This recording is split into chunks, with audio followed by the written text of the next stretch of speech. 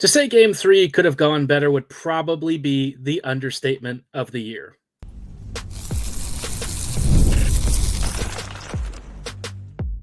You're Locked On the Hockey Jets, your daily podcast on the Winnipeg Jets, part of the Locked On Podcast Network, your team every day. Hey friends, and welcome to tonight's episode of Locked On Winnipeg Jets, part of the Locked On Podcast Network, your team every day. I'm your host, Harrison Lee, an avid Winnipeg Jets fan and an online blogger.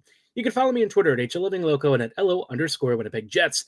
Thanks for making Locked On Jets your first listen of the day every day. If you like what you're hearing, be sure to like, follow, and subscribe on all of your favorite podcasting platforms and YouTube. Doing so, of course, is always free of charge and ensures you never miss another episode. Most of all, though, we just love and appreciate your support. Tonight's episode, obviously, we have a lot to chat about Game 3. You probably noticed from the side show structure here that there are a couple of points that are going to follow our last episode, which talked about stuff that the Jets kind of needed to fix coming into these road games. And instead, Winnipeg dropped a tremendous egg. This was going to be, hopefully, the only time that we have to talk about this in such a rough manner. The Jets, I thought, just really crapped the bed in spectacular fashion. And we'll walk through, some of the key issues like the slow start, poor discipline, and, how the Jets can try and get this all corrected ahead of Game 4 on Sunday. But before we dive into that, did want to let you know about our friends and partners at Gametime. Tonight's episode is brought to you by Gametime. You can download the Gametime app, create an account, and use code LOCKEDONNHL for $20 off your first purchase. Now, like I said, Game 3 just kind of came and went, and, obviously the 7-2 scoreline is pretty rough. Winnipeg, yeah. How I said last episode that the Jets needed to come into the series on the road with a faster start, unlike the first two games? Well, they didn't get the memo. If anything, they were just completely outplayed and embarrassed within not even a minute and a half of the opening puck. The Blues got on the board very quickly, and from there, things just really seemed to spiral out of control. The Jets allowed some very silly chances. They had some really bad turnovers, and Winnipeg really put Hellebuyck under loads and loads of stress for the first 20 minutes, which is a thing that we've talked about, several times in the past couple of games. And I was hoping that it wouldn't be a problem for this road game. But then, the news came out that DeMelo was out, and you looked at the Jets' defensive pairings without him, and, with what Arniel and Chenoweth cooked up, I think we all saw some early signs of issues here, but then I just didn't expect the team to look as bad as it did. This third game was, frankly, one of the worst games the Jets have played in a couple of weeks. I just couldn't really quite wrap my head around what happened in this one.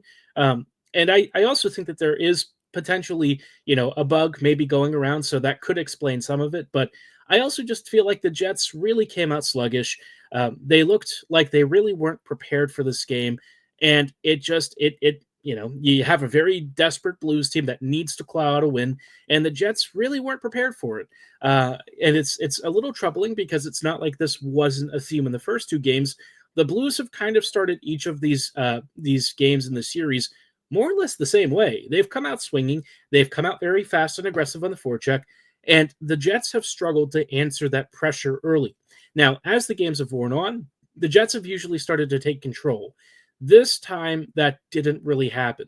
And Winnipeg just really struggled to get a hold of this game, even when they finally did break through and score a goal late. David Gustafsson connecting from a great Jarrett Anderson-Dolan effort. You thought, it's suddenly 3-1. There's a sign of life. But then Hellebuyck goes behind his net, turns it over, and gives it away. It's 4-1, like literally 30 seconds later. And from there, things just completely continue to devolve. Now, part of this is also on the officiating, but we'll talk about the discipline a little bit later. I just think for the most part, the Jets kind of got themselves in a deep hole and then couldn't climb out, right? They couldn't dig a different direction. They just kept digging further, deeper and deeper to the point where Hellebuyck actually got pulled. Now, I know he had the really bad giveaway, but other than that, I just kind of feel like he was left a little bit out on an island. The Jets defense was, quite bad, is how I would generously describe it. The only guy that I thought, generally did well was the guy who was, brought in for the first time in some time, Colin Miller. He's been scratched for a couple of games. I thought that Shen Stanley wouldn't be punished as badly as it has been the first couple of games, but Miller, I just wanted him to start, period, because I think that he brings good puck movement. He's got a big booming shot that gives you some versatility, and he at least can skate with possession, right? Which is a little more than we can say for some of the guys on this blue line. And so, he came in. I thought he played a pretty relatively strong game. And, you look around the team and there weren't really many performances to praise, but he's at least in my mind worth consideration for the rest of the series. Although I know it's probably not going to happen because the coaching staff seems to have a really big size fetish, pun intended. But I just, this game, I feel like it shows where there are still some key vulnerabilities with the squad. And some of the decision making, I don't fully get. If you had like Morrissey and Miller as a top pairing and you kept Sandberg and Pionk together, I thought that might have worked out better. Instead, they tried to make Morrissey and Pionk work, and that's just a very bad pairing. Sandberg, Pionk, I know that they may have their own warts at times, but consistently they are much better together than they are apart. So, yeah, not great, a little disconcerting. I guess if you're hoping for, a positive spin, it is just one game. And like at some point, it just gets to be funny more than anger inducing. I didn't really walk away from this game angry. I just thought I was a little more amused than anything. If you're going to lose badly, at least make it a little bit funny, a little bit hard to watch, I will admit, but we all sat through till the final whistle. And yeah, just not the best vibes for game 4. But again, it is just one game. The Blues were really desperate. And Winnipeg, I think you already have Ehlers and Velarde missing. Tacking on one of your top pairing defenders is a little bit harder to deal with. So I will cut the Jets a little bit of slack, but I will also say, this team has shown better responses when they've dealt with injury crises like these before. And so, I just think everyone in that room is going to know that they needed to be better. Zero question, no excuses. They, I think, will come back on Sunday with a better response. And I said this on a previous episode, maybe last episode or the one before. I fully expected the Jets to lose one of these games. They were never going to sweep the Blues. Even if they got close, I still thought the Blues would find a way to claw out something.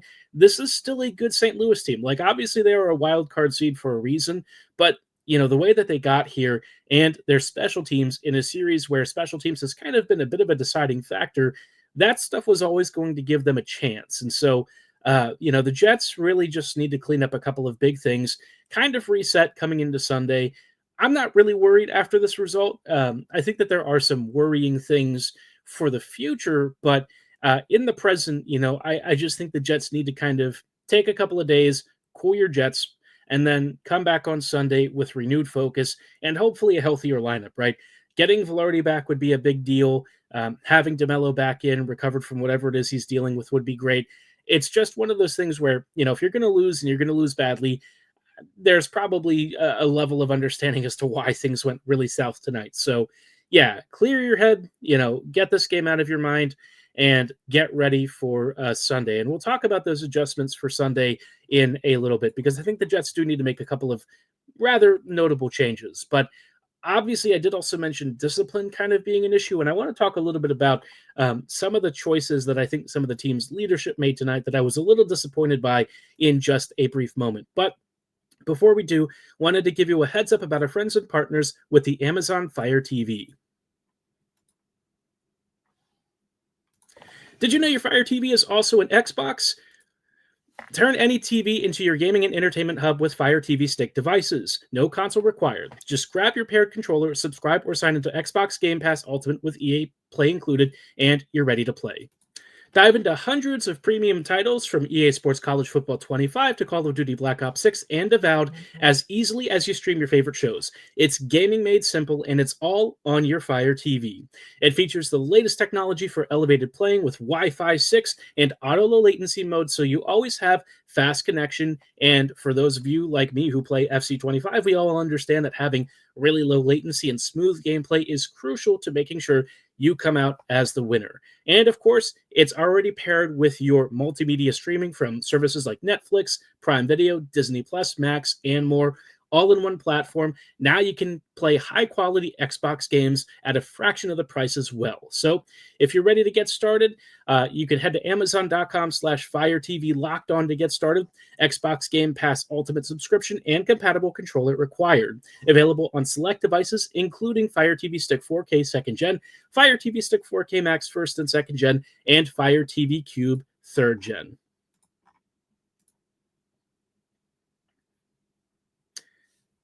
Hey friends, and welcome back to this episode of Locked On Winnipeg Jets, part of the Locked On Podcast Network, your team every day. Every day, thank you so much for rejoining us on tonight's episode as we are continuing to chat about what was a pretty rough game. Obviously, Winnipeg had a lot of issues. This was a game where everything just sort of went to crap, right? The game spiraled out of control in the first 20 minutes. Things sort of calmed down for the second period, and then, as the game wore on, everything just started to snowball. One of the worst games that I think the Jets have kind of let get to them in some time. And, the scoreline, I think, was kind of reflective of just Winnipeg giving up the ghost a little bit and starting to give into some of their baser natures. And when I say that, I think I really look at some of the discipline, right? Now, I will say I've hated the officiating this series. The reffing for both teams has just been really bad and really inconsistent. So that's not helped. And I think that that's also led to some frustration and, confusion over where the line is and what really constitutes a penalty, what doesn't, all that stuff. But by the same token, the Jets also, in my mind, just really lost their cool tonight. This is really something that doesn't happen to Winnipeg very often. So I don't bring it up often because, again, it's not been an issue this year. But this game, I just feel like whether it was some of the penalties, some of the rough shenanigans the Jets started engaging in, and really some of the reckless challenges the Jets made, I think Winnipeg just kind of lost their cool. And that's probably why you saw so many mistakes, so many turnovers, so many giveaways, Hellebuyck, playing the puck behind his net and turning it over and giving it away for a goal against, the defense constantly serving up pizzas, the Jets forwards really struggling to do anything productive. It was just, from top to bottom, a pretty ugly performance. And there were really very few players that I thought had a positive contribution. Outside of Miller, I'd say the fourth line I thought looked lively in the few minutes that they played. But otherwise, yeah, even Josh Morrissey was really up against it. Sandberg struggling. Pretty much everyone, across the board just had a rough night. So not really going to be cutting people slack here, but again, I just think that this was one of those games, and it's rare that this happens to the Jets, but when the frustration really starts to build, Winnipeg starts making some really dumb, boneheaded choices, and I think that really showed up in the worst way tonight. Now, I do feel like Hellebuyck is going to get labeled with this one a little bit, and he wasn't great, but I also think some of the goals and stuff that he conceded were chances that the Jets just sort of gave up on. I feel like Helly was kind of left on an island, and Winnipeg's defense, I don't know what they were doing. I don't know who they were marking. It just seemed like Winnipeg was completely out of sorts, and then their response was to then cross-check, grab some guy by the neck, wrestle them around, and I wasn't really impressed. This was not a game where I felt like the Jets were in control, both in their performance and emotionally. It is probably a good thing that it's happening now. I think the Jets sometimes have done well, and then they'd face a little bit of adversity. They'd have an off night, and then they would really respond in the following games with some big performances. Maybe that's what we're going to see this time. I think this Jets team, when something has gone particularly wrong, usually within reason, they've been able to respond in the following games. So that's what I'm hoping for. I think what we saw from this particular evening is not going to happen again, hopefully for the rest of the playoffs, however long they are for the Jets. And again, like I said, I'm not really worried for the rest of the series, but I do think that, this team needs to take some time, sit through what went wrong in this game, why they completely lost their composure, and, work through it, right? And again, what is really helpful is it is just one game. St. Louis scoring 7 goals, doesn't change the series record. It is still 2-1 in favor of Winnipeg. The Jets taking the first couple of games put them in a perfect position to have, maybe a little bit of a slip up here and there. And that's kind of the margin of error that you work within. Every team that goes through the postseason often deals with the same stuff. There are very few teams right now that are currently undefeated, and the only ones that are currently dealing with, only 2 games played. So for the Jets, it was inevitable they were going to drop a result. I don't think that they're too concerned necessarily by the overall scoreline. I think next game, what I'm really hoping for is that they find a way to reduce the number of penalties they're taking. They are getting called for a lot of stuff, and some of that, again, is kind of on the coaching, not on the coaching stuff, but on the officiating crews making some really questionable calls and having very odd standards. So I'm not going to completely hold the Jets responsible for all of that, but by the same token, you need to be a little bit smarter about some stuff. I think there are a couple of penalties the Jets have gotten called for where it was just frustration creeping in, and just stuff that, at this time of year, especially if you're seeing yourself in the sin bin a lot during a series, you should probably try and find a way to let up a little bit. So, I mean, it's just stupid that Winnipeg has to tiptoe at times. That's not really what the Blues are doing. And in my mind, I feel like the Blues have been able to do some more roughhousing that they've maybe somehow avoided detection for, but it is what it is. The Jets just have to be smarter. And I think for the most part, they understand that too. The challenge is when the Jets have been getting called for stuff, their PK really hasn't been able to do much. I feel like any, power play that St. Louis doesn't score on is kind of a miracle for the Jets. So, not loving that. I think that continues to be a really big concern, and it's why I think the discipline aspect is a really important part for this team going forward. The Blues have a very good power play. They, may not have the best power play in this postseason run. So if the Jets are going to have to face even better 5-man, advantage units, then you better make sure that you stop giving them opportunities. It's the thing that I told you in the last episode was going to be a problem. Don't give St. Louis easy cheapies and easy penalty calls. And I think Winnipeg really struggled with that tonight. So hopefully this is the last time that we have to talk about this for the foreseeable future. Obviously, the Jets are going to have bad games in the postseason. 16 wins doesn't sound like a lot, but with how, the quality of the competition is that you're facing and, the length of time between games, the persistence of injuries and stuff, it is a pretty fairly difficult challenge. And it's why very few teams are cup winners. So, let this little note of adversity be just a spark to get you going again. I think Winnipeg is going to be pissed off on Sunday. Hopefully they don't get themselves in penalty trouble. Use the anger intelligently, right? Don't do anything stupid. Be smart about what sort of physicality and what sort of engagements you get in. Don't, give the extra shove that's going to put you in the box. Be smart and try to keep things as controlled as possible. In the heat of the moment, the adrenaline and blood's going to get pumping. Guys are going to make bad choices and get themselves into tricky situations. It's going to happen, right? It's just inevitable. But the less you can do it and the less you can put yourself behind the 8 ball, that's going to help you going forward. And obviously the Jets, again, they're not sweating too much. They're up 2-1 in the series. One loss, however ugly the scoreline may be, not a particularly big deal. You look elsewhere, and other teams have kind of had some real issues. The Sens are now down 3-0 in their series. Tampa Bay is down 2-0. The Oilers are down 2-0.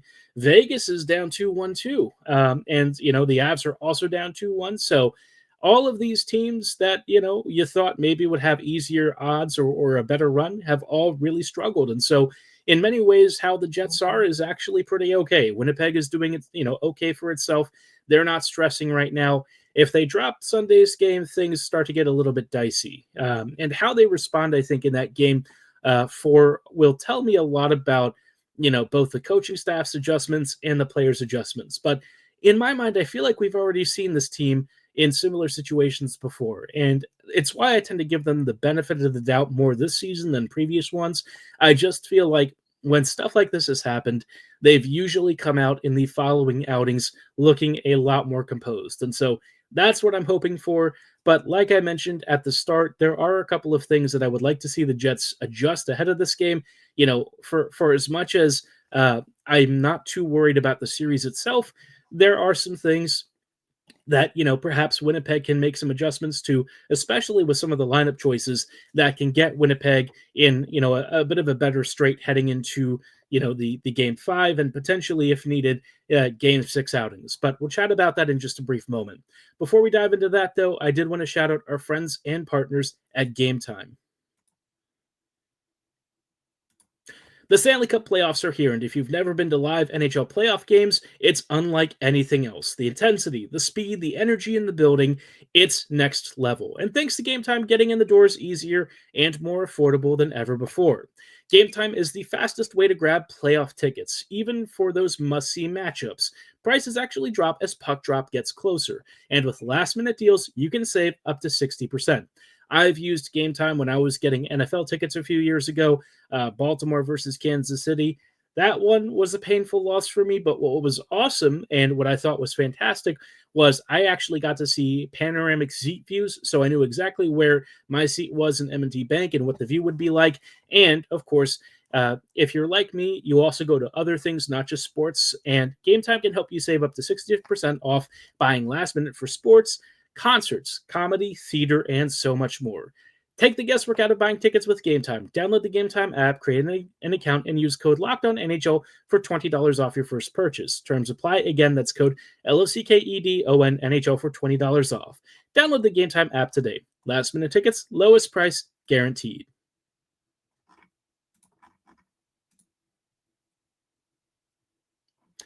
Hey friends, and welcome back to this episode of Locked On Winnipeg Jets, part of the Locked On Podcast Network, your team every day. Every day, thank you so much for rejoining us on tonight's episode as we were just closing out with some final thoughts. That was a bit of a travesty. Game 3 not exactly going Winnipeg's way, and I think if you ask any of the players and the coaching staff, they'd all tell you the first thing was, how bad and how rough this effort was, and how they just need to be better and accountable for it. So, the most important thing is, as somebody on Twitter very helpfully said, be a goldfish. Go into game 4 as if game 3 wasn't a big deal, as if you know that you can be better and focus on improving and just not repeating the same mistakes. But it is what it is, right? It happened. That doesn't mean that the Jets can't make a couple of changes, right? I think Winnipeg really needs to look at their third pairing. Look, I appreciate the work that both Stanley and Schenn do, and I understand that they both fight very hard. They're both, working their butts off to stay in this lineup and try and help the team, but you just can't have both of them in at the same time. You got to choose one or the other. And after tonight's performance, honestly, I think Schenn should maybe sit a game.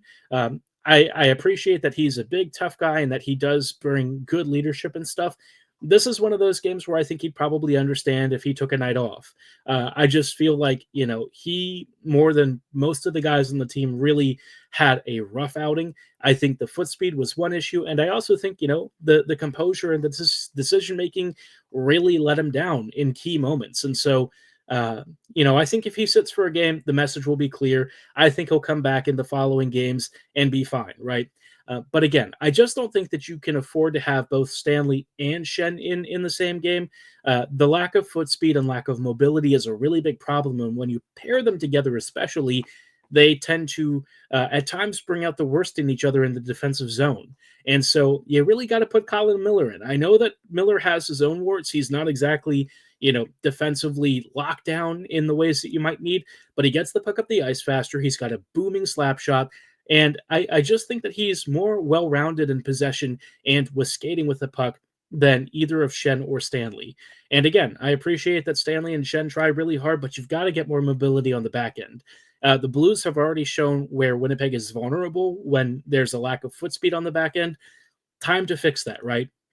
I'm not advocating for putting Heinola in. I always have loved Heinola's game, but I know that at this point, I'm not really expecting him to come in. So bring in the guy who actually does have veteran experience. Miller's been through this before. He's been through playoff runs. He's a vet D who's had some really good games this year, and I think he can help out the Jets in the coming series and this one, right? I think that, the Blues are not going to go away. They are a tough team. And so I think for the Jets, it's important to make sure that they don't, handicap themselves unfairly or needlessly, right? You don't have to dress this particular lineup if you don't want to. Obviously DeMelo going out forces a little bit of change, but you don't have to have it arranged in this specific way or in a manner that's going to bring out, the biggest problems and weaknesses with your lineup. And so for the Jets, that's one thing. The other thing that I would like to see happen, maybe also you bring in Fleury for Stanley. Fleury, I don't really feel is going to do that much differently other than just skate with the puck a little bit faster. So, yeah, Fleury Miller as a pairing, maybe that could be a thing. I also think you might really need to rework your middle six. The top line, I think, had a tougher outing in Game 3. They did try to create some decent opportunities, but that depth unit in the middle portions of the lineup really needs to have the flexibility and ability to create more. And I feel like in the way that it's arranged right now, it's really not been generating much. Perfetti, I think has had a couple of bright moments. Who else? Maybe Lowry or Niederreiter once in a while, but you look at how the lines are arranged, and Appleton's really struggled to connect on some plays and chances. Niederreiter's not really finishing a ton either. Who else? Nemesnikov's really not been a factor. Sometimes I actually forget he's even out there. He's really not been noticeable. And so for the Jets, it's just you got to find a way to get this group going again. The middle six is obviously ailing from some of the injuries up top, and so that's why maybe some players are playing a little bit higher in the lineup than they usually would. But for Winnipeg, it's just you got to make something happen. So Game 4, assuming that Velarde's not going to be back, I guess you can try and maybe bump up Lowry. I'd really like to see Gustafsson and Barron get more ice time. Every time they've really played these past few games, I've come away impressed with their efforts, and I feel like they just aren't used enough. Given how little offense some of the other lines have been able to create, it might be time to give them a little more. Feed them some real ice time. Use your fourth line more like another third line. I think that could really benefit the Jets, because every time the fourth line's gone out there, I feel like something good has happened. And with how much of a wrecking ball the pairing of Barron and Gustafsson has been together, they might actually be able to score some really greasy goals. I mean, we saw, Gustafsson drive the slot tonight for a great goal from Jared Anderson-Dolan. Jad's effort himself was fantastic to break through and get on that right side. And I think he beat Tucker maybe on that right side.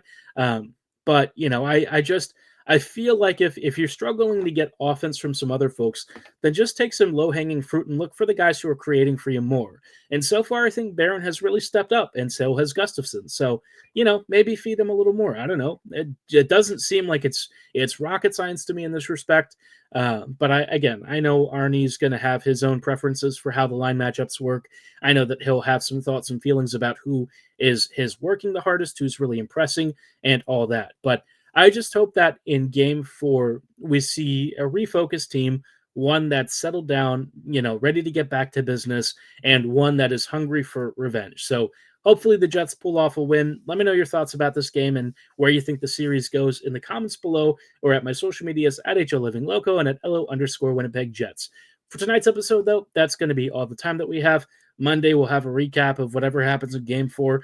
Hopefully nothing too crazy, but, sometimes surprises happen with this team. For tonight's show, though, that's all the time that we have. Thanks for listening. Have a great night. And as always, go Jets go.